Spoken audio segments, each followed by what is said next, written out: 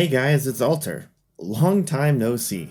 I am super excited to finally get back into this ARG after such a long time, and we've got a good amount of footage to scrub through this time. So get your low quality camcorders and clipboards, because we have a lot to document. Since my last video on this ARG, Dinnerbone has uploaded 5 new videos. However, the 5th and most recent upload seems to be the start to a new series entirely, so I'll have to cover that one in a separate video, so be sure to subscribe to keep an eye out for that one. With this being the final installment I'll do in this ARG, I'm going to do my best to tie together everything we've learned into one cohesive timeline.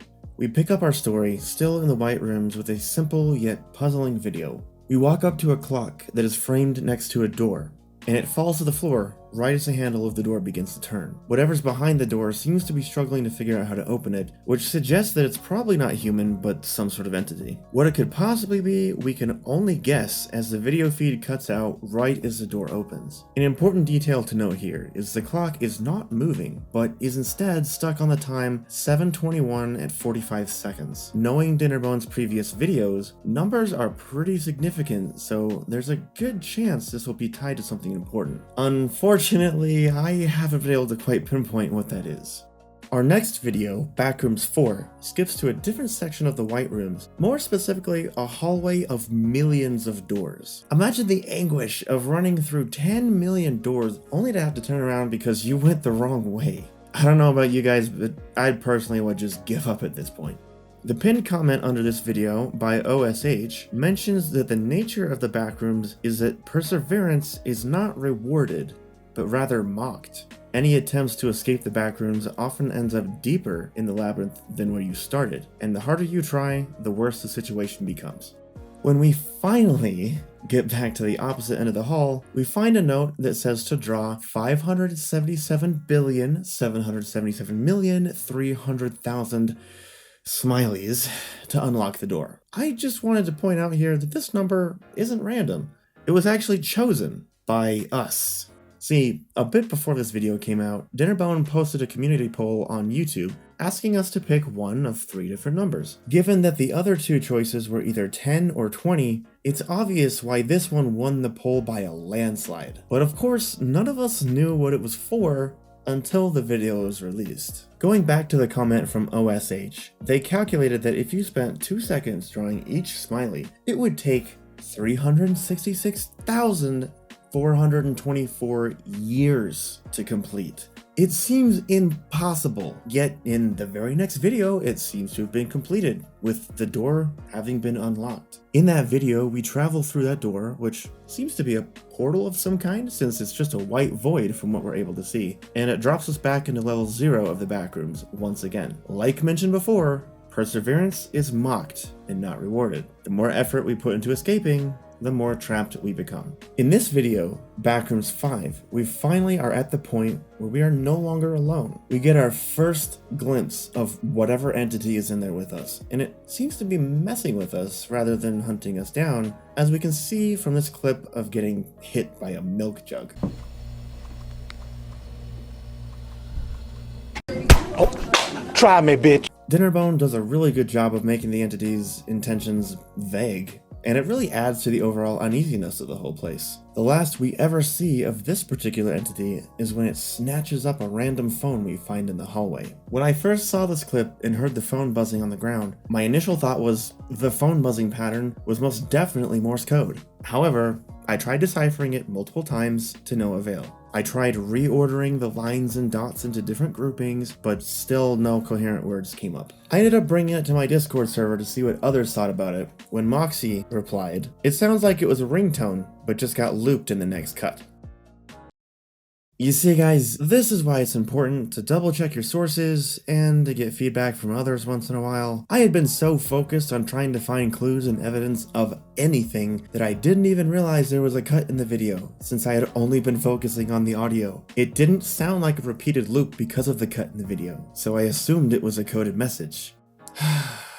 Don't worry, I only spent 3 weeks on it before realizing it was nothing. Finally, moving on to the last video in this series, Backrooms 6. We start laying down in a room where the lights are flickering, but it is mostly pitch dark. When we make our way to the door and open it, we see, wait, oh my god, is that a hand? Obviously not a crucial story point, but I thought it was worth mentioning that in this entire Backrooms series, this is the first time we ever see any part of the person who's been holding the camera. I suppose from this we could at least gather that they are a real person and this isn't some third person out of body experience or something. Or is it? We'll get to that in a bit. Back to the video, we enter this room only to realize that it's completely empty with no other exits. But when turning around, we see that there's no doorknob to get back out again. At this point, if you pay very close attention to the video footage, you can see a very faint yet definitely present red flash of light that appears at the edge of the screen. It's difficult to make out, but it's easiest to see when we're right up against the door. Speaking of being up against the door, we're able to hear something just outside that is coming our way. With no other options, we hide around the shallow corner while an entity creeps in. We never see it in full, but we get the smallest glimpse of some black claw or leg up on the ceiling before the lights die out. The next thing we see is the flashing lights yet again, with the camera on the ground. Our main character that we've been following all this time is no more, thus marking the end of this Backrooms ARG.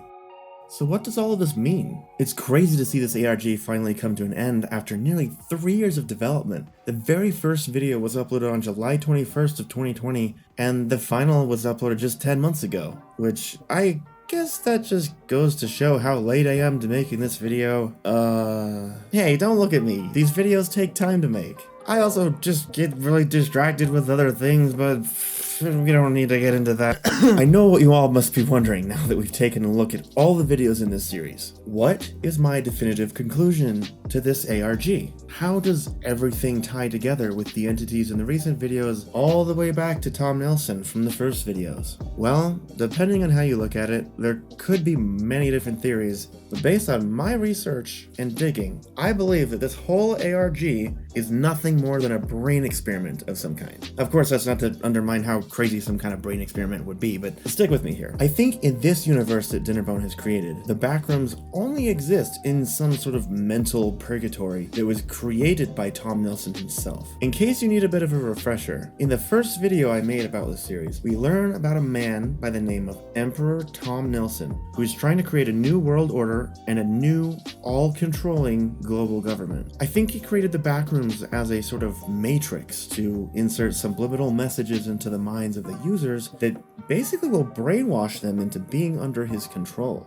Back in the first few videos, we see Braille flash on screen that read things like Tom's name and help Tom, inserting his name subliminally into your mind, as well as a message that he needs your help with something. That something, of course, being to overthrow and replace all governments with his own. We see more evidence of the Backrooms being a digital creation when we literally see it crash in an earlier video. Also, remember those faint red lights we saw at the end of the final video? This could very well be a lucid dream sleep mask. If you don't have a clue as to what I just said, let me explain it real quick. Lucid dreaming is basically where you're able to fall asleep and have dreams like you normally would, but you're still cognitively aware what's going on. So you're fully conscious of the fact that you're dreaming. This makes dreams hyper-realistic and super vivid, and in some cases, you're able to control those dreams. A lucid dreaming sleep mask is a sleep mask that is specifically designed to help you stay cognitive while you fall asleep. Once you're in what's known as rapid eye movement or REM sleep, soft red lights embedded in the mask will start flashing in order to keep your mind grounded in the real world with physical stimulation, thus keeping you cognitive while asleep. This would explain the random red flashes in the video, since there's nothing else in the room that would make that happen. I'm just imagining that Tom has some sort of lab built out of a bomb shelter that he's bringing people down to have them mentally reprogrammed using the Backrooms EXE files. And I think this is his plan for starting a new world order in which he is the Emperor Supreme. It's been a crazy journey following this ARG over the last 2.5 years, and I'm kinda sad to see it end. But at the same time, I'm excited to see what other ARGs and mysteries are out there to dive into. I know I wasn't able to crack every mystery in this ARG. For example, I never found what page number that last Library of Babel entry was supposed to have. Son of a bitch. But this was my first ever attempt solving an ARG that wasn't already solved before. So, what do you guys think? How did I do? What are your theories on this ARG? Also, are there any other ARGs or creators in general that you guys think I should cover in the future? Let me know in the comments below. Also, don't forget to check out the community Discord for extra insight, Discord exclusive events, share your own creative works, and just hang out with the community. Our server has grown substantially since the start of this ARG series, and we continue to grow by the day. So thank you to everyone who is a part of this awesome community. With all that said, thank you guys so much for watching the final installment in this series.